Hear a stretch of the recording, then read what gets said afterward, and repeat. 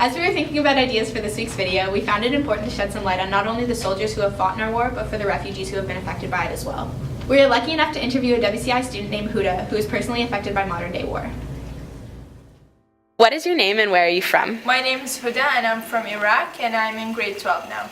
Can you describe the conditions of where you were living? So I left Iraq, my home country, when I was 8 years old because of the American war. My dad felt it was his duty to get us out of there, my sisters and I, as soon as possible because it was really dangerous. We went to Jordan and we lived there for 8 years.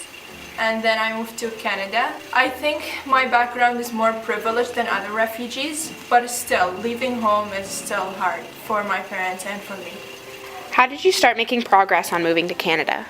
So in Jordan, when we lived there, my parents went to Sweden to try to get us a permanent resident card or something, but they rejected his file twice.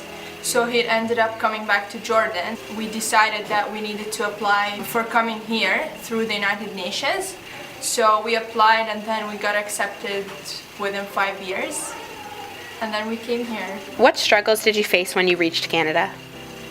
Okay, so the first struggle it wasn't the language because I spoke a little bit of English, but then when I came here, I finished grade 11 in Jordan, but then I came here and I had to do ESL classes, I had to do grade 10 again, so it was pretty hard for me to go to school with like younger people, and I'm still facing that struggle. Other than that, yeah, I think it's harder for my parents because they're older.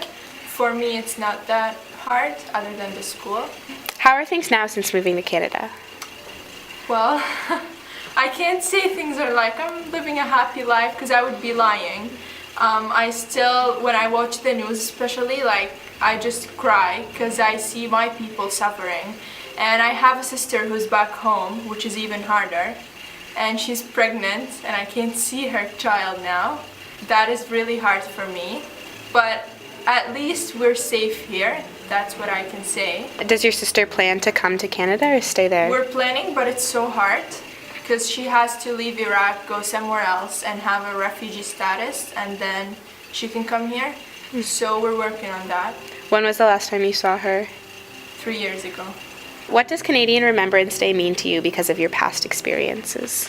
So I think people who fight for the country should be remembered all the time. But I don't like war, and I don't even want people to go and fight because it's not them who want to fight. It's the government who decides that they should go and fight. So this is what I don't like about it.